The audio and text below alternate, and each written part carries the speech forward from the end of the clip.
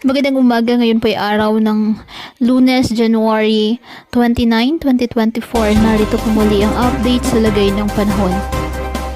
Ayon po sa Pag-asa, patuloy pa rin po ang pag-iral ng malamig na hangin o northeast monsoon at nakakaapekto ngayon sa ating bansa.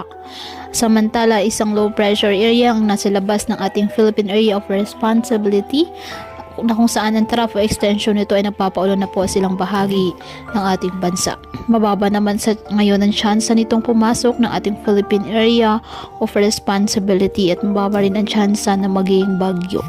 Samantala, may gale warning na nakataas pa rin ngayon sa mga baybayin po ng northern and eastern coast of Camarines Sur, Catanduanes, the eastern coast of Albay, the northern and eastern coast of Sorsogon, Occidental Mindoro, Oriental Mindoro, Palawan, kasama na ang Calamian, Cuyo, Kalayaan at Cagayan Silio Islands, Dinagat Island, Surigao del Norte, kasama na ang Siargao at Bocas Grande Islands, Surigao del Sur, Eastern Coast of Davao Oriental at Zamboanga del Norte, na kung saan delikado pa rin ang pumalaot lalo na ang ating mga kababayang mangingisda at may maliliit na sasakyang pandagat.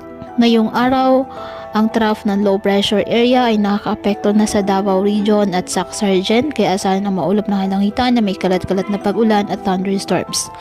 Apektado naman po ng amihan ng Cagayan Valley, Cordillera Administrative Region, Aurora, Quezon, Bicol Region, Eastern Visayas at Caraga. Habang sa nalalabing bahagi ng bansa kasama na ang Metro Manila, bahagyang maulap hanggang sa maulap na halangitan with isolated light rains dahil pa rin po sa northeast monsoon o hanging amihan.